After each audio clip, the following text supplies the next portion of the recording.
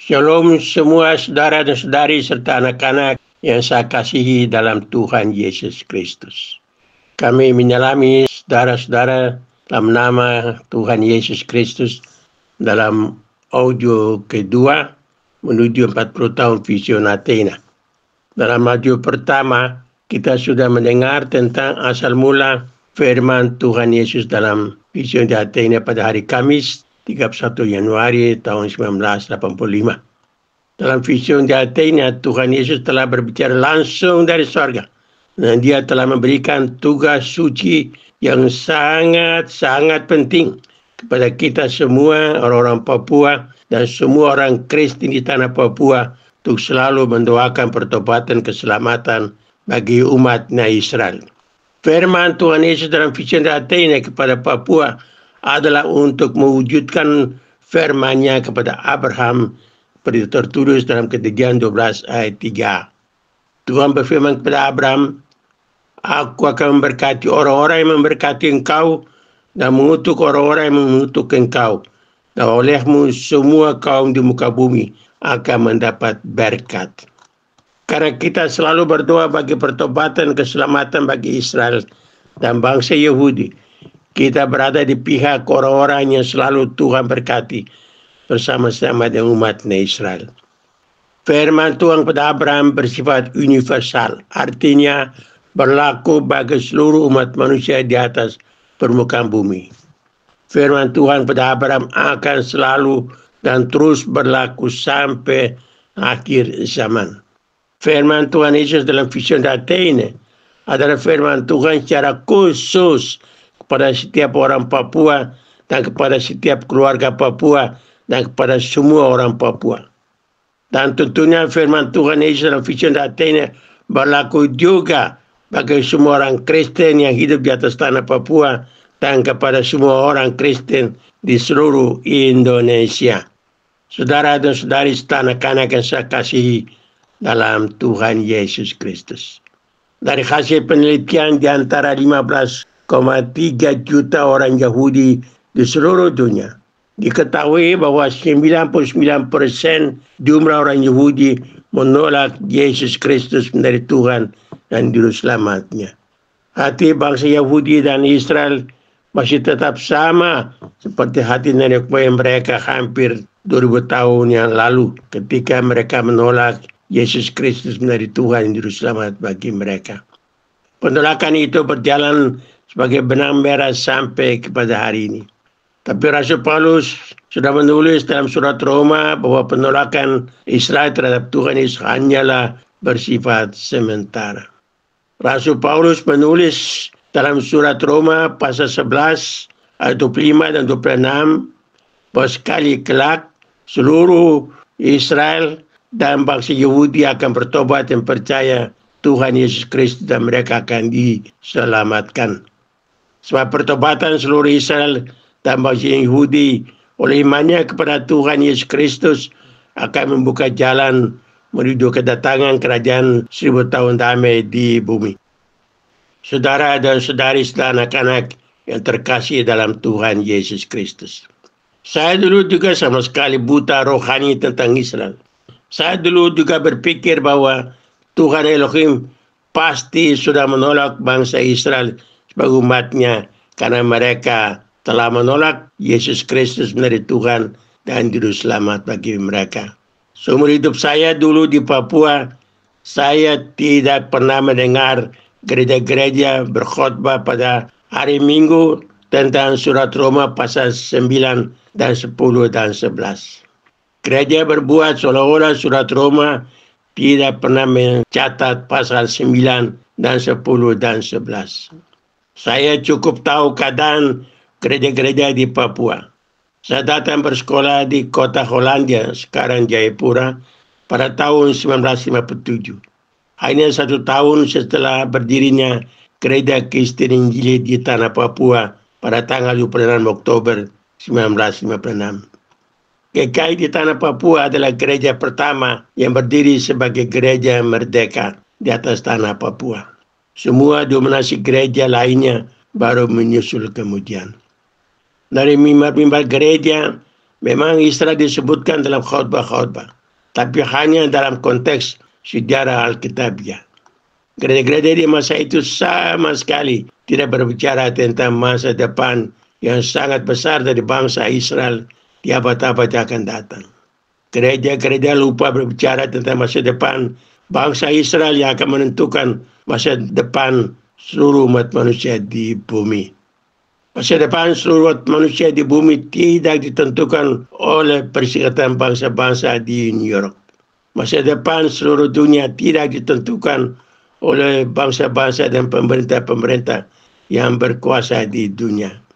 Masa depan seluruh umat manusia di muka bumi ditentukan oleh Tuhan melalui masa depan dari bangsa Israel yang akan bertobat dan percaya Tuhan Yesus Kristus, sehingga mereka akan menjadi kerajaan imamat yang rohani dan bangsa yang kudus untuk menyongsong kedatangan kerajaan 1000 tahun damai di bumi. Yerusalem akan menjadi pusat kerajaan damai di bumi. Raja damai Yesus akan memulihkan segala sesuatu yang telah dirusak oleh manusia di bumi. Dan bangsa Israel akan menjadi bangsa yang akan mengajar seluruh umat manusia di bumi untuk mengenal Tuhan dan Raja damai Yesus Kristus. Semua saudara dan saudari, anak-anak yang saya kasih dalam Tuhan Yesus. Pertanyaan sekarang ialah, why? Mengapa Tuhan Yesus memanggil orang Papua untuk berdoa bagi pertobatan dan keselamatan bagi umat Israel? Saya melihat ada 3 alasan sangat penting. Mengapa Tuhan Yesus telah memanggil umat di tanah Papua untuk mendoakan pertobatan keselamatan bagi umat Israel. Menurut saya ada 3 alasan. Alasan pertama, Tuhan Elohim di surga sudah melihat bahwa semua orang asli Papua sudah menyambut Injil Kristus.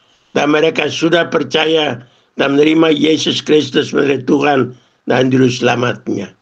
Dan mereka sudah menerima kepenuhan Roh Kudus dan sudah menjadi kerajaan imamat yang rohani dan bangsa yang kudus. Alasan kedua, karena Tuhan sudah mencapai kepenuhan jumlah dari semua orang Papua dan semua orang Kristen di tanah Papua yang sudah diselamatkan oleh Injil Kristus. Nubuatan dari Rasul Paulus dalam surat Roma pasal 11 ayat 25 dan 26 sudah dikenapi di atas tanah Papua. Dan sekarang Tuhan Elohim mau melibatkan umatnya di tanah Papua untuk mendoakan pertobatan dan keselamatan bagi umatnya Israel. Itulah maksud dan tujuan Tuhan Yesus dalam firman-Nya pada Papua dalam vision di Athena.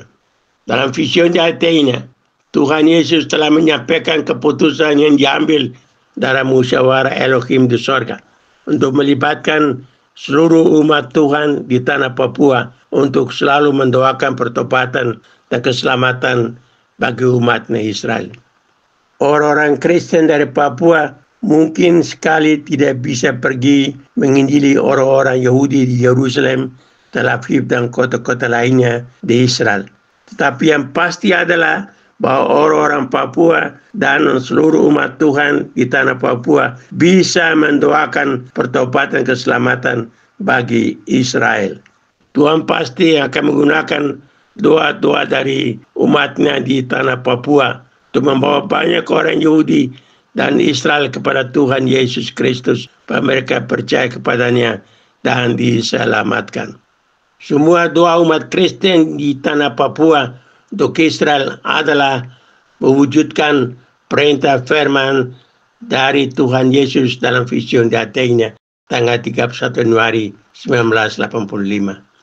Pastor Evan Berkat dari Jemaat Anak Domba di Gunung Sion, Yerusalem, sudah berkata bahwa Tuhan telah menggunakan semua doa dari orang Kristen di Papua untuk membawa banyak orang Yahudi percaya kepada Tuhan Yesus Kristus dan diselamatkan. Alasan ketiga, Tuhan mengenal hati seluruh umat manusia di atas bumi. Dan Dia mengetahui bahwa semua orang Kristen di Papua pasti akan menyambut firman Tuhan Yesus dalam vision Athena dengan sukacita dan penuh tanggung jawab untuk selalu mendoakan pertobatan dan keselamatan bagi seluruh bangsa Yahudi dan Israel. Pada tahun 1983, Profesor Dr. Red Tucker dari Amerika Serikat menulis sebuah buku berjudul From Jerusalem to Irian Jaya, dari Yerusalem sampai ke Irian Jaya. Dr. Red Tucker menulis tentang 2000 tahun sejarah pekabaran Injil dalam melaksanakan amanat agung Tuhan Yesus yang tertulis dalam Injil Matius 28 ayat 18 sampai dengan 20.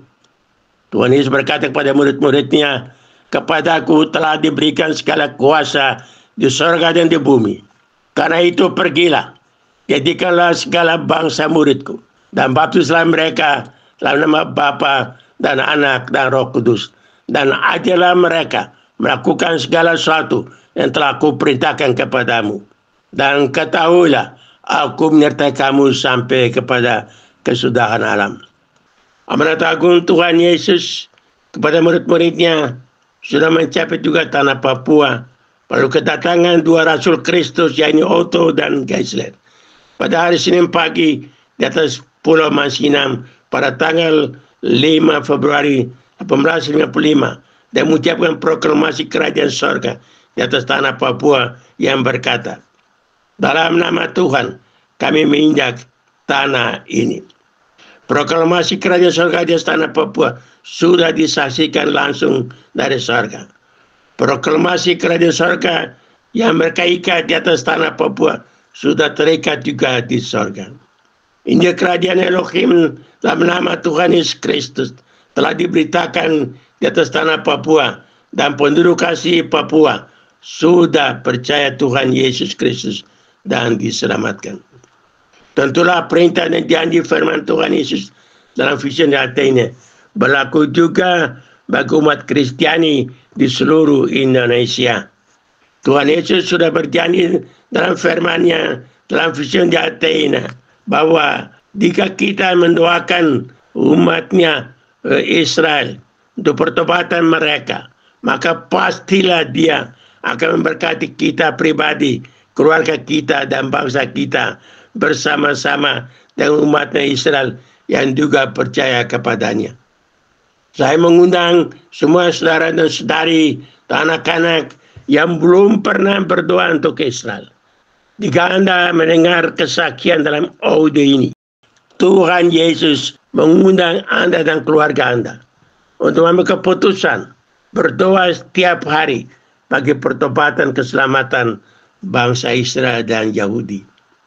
Dan Tuhan Elohim kepada Abraham dalam Kejadian 12 ayat 3 dan diteruskan oleh Ishak kepada anaknya Yakub dalam Kejadian 27 ayat 29 sudah bermuara bagi Papua dalam vision di Athena pada hari Kamis tanggal 31 Januari tahun 1985. Perintah dan janji besar dari Tuhan Yesus tidak hanya berlaku bagi orang Papua saja, tapi berlaku juga bagi semua saudara dan saudari, anak-anak dari etnis dan bangsa manapun juga yang percaya kepada Tuhan Yesus Kristus. Saudara dan saudari, anak-anak yang terkasih dalam Kristus. Ada 3 pandangan dalam sejarah gereja yang dianut oleh gereja tentang Israel alamiah dan Israel rohania. Pandangan pertama, pandangan ini adalah pandangan sangat tua dari gereja Katolik Roma. Menurut pandangan ini, gereja adalah Israel sejati dan adalah semata-mata anugerah Tuhan apabila beberapa orang Yahudi bertobat dan percaya Yesus Kristus, tapi mereka harus menjadi anggota gereja Katolik Roma. Komentar, dengan berbuat begitu, gereja sungguhnya sudah melepaskan orang-orang Yahudi Mesianik dari pohon zaitun aslinya sendiri. Pandangan kedua berkata, Israel baru akan dipulihkan di akhir zaman, tapi terlepas dari gereja Tuhan. Orang-orang Kristen akan terangkat ke dalam sorga untuk dijamu pada pesta kawin anak domba Elohim. Tapi bangsa Israel akan tetap tinggal di bumi untuk mengalami masa penganiayaan yang sangat berat, dan sepertiga dari mereka akan mati terbunuh. Komentar, justru di saat bangsa Israel sangat memerlukan gereja dan orang Kristen untuk pertobatannya, tapi orang-orang Kristen sudah terangkat ke dalam sorga untuk berpesta dengan Tuhan Yesus. Yang ketiga, ini pandangan yang lebih alkitabiah. Menurut pandangan ini, Israel tidak pernah terpotong dari akarnya sendiri. Dan inilah yang sudah ditulis oleh Rasul Paulus kepada orang Kristen di kota Roma. Adakah Elohim mungkin telah menolak umatnya Israel? Sekali-kali tidak. Karena aku sendiri pun orang Israel, dari keturunan Abraham, dari suku Benyamin. Elohim tidak menolak umatnya yang telah dipilihnya itu. Roma 11 ayat 1 dan 2. Dengan pernyataan ini, Rasul Paulus berkata bahwa dia adalah bukti terbesar bahwa Tuhan Elohim tidak pernah menolak umatnya Israel. Waktu Tuhan Yesus mencurahkan Roh Kudus atas murid-muridnya pada hari Pentakosta, pesta Shavuot di Yerusalem, 3.000 orang Yahudi percaya Tuhan Yesus dan dibaptiskan. Gereja perjanjian baru yang pertama di bumi terbentuk di kota Yerusalem, dan semua anggota terdiri dari orang-orang Yahudi. Mereka percaya bahwa Rabi Yesua dari Nazaret adalah benar-benar Sang Mesias yang selama ribuan tahun sudah dijanjikan oleh Elohim kepada bangsa Israel melalui nabi-nabinya. Pohon zaitun asli dalam surat Roma pasal 11 adalah gambaran rohani dari bangsa Israel. Tuhan Yesus adalah akar pohon zaitun asli. Semua nenek moyang bangsa Israel sejak Abraham dan Ishak dan Yakub dan ke-12 suku Israel adalah batang pohon zaitun sejati. Semua orang Yahudi dan Israel yang percaya Tuhan Yesus adalah ranting-ranting yang tetap bertumbuh pada pohon zaitun aslinya sendiri. Sedangkan ranting-ranting yang terpotong dari pohon zaitun asli adalah semua orang Israel Yahudi yang tidak percaya Tuhan Yesus Kristus. Kita baca dalam surat Roma pasal 11 ayat 17 dan 18. Mereka terpotong karena mereka tidak percaya Tuhan Yesus Kristus, tapi pohon zaitun asli masih tetap berdiri tegak. Rasul Paulus mengumpamakan kita umat Kristiani yang berasal dari bangsa-bangsa lain sebagai tunas-tunas dari pohon zaitun liar yang telah Tuhan cangkokkan di antara ranting-ranting asli pada pohon zaitun sejati asli. Nah, kita turut mendapat bagian dalam akar pohon zaitun asli yang penuh getah itu. Tuhan mencangkokkan kita di antara ranting-ranting asli pada pohon zaitun sejati Israel, dan bukan kita menggantikan tempat mereka. Itulah sebabnya Rasul Paulus menulis pada orang Kristen di kota Roma dan kepada kita semua, janganlah kamu bermegah terhadap cabang-cabang itu. Jika kamu bermegah, ingatlah bahwa bukan kamu yang menopang akar itu, melainkan akar itu yang menopang kamu. Roma 11 ayat 18.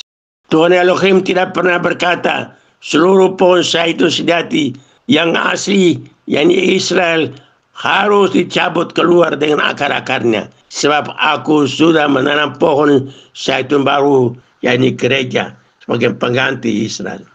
Tuhan Elohim tidak pernah akan melakukan itu terhadap umatnya Israel, sebab Tuhan Elohim memiliki hubungan yang sangat istimewa dengan umatnya Israel. Israel digambarkan oleh Alkitab, Israel adalah anak sulung Elohim. Keluaran pasal 4 ayat 22.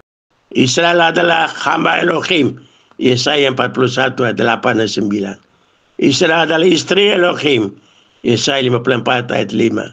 Israel adalah bidi mata Elohim. Zakaria 2 ayat 8. Mari kita semua setiap hari dan selalu mendoakan pertobatan keselamatan Israel sebagai salah satu pokok doa kita tiap-tiap hari.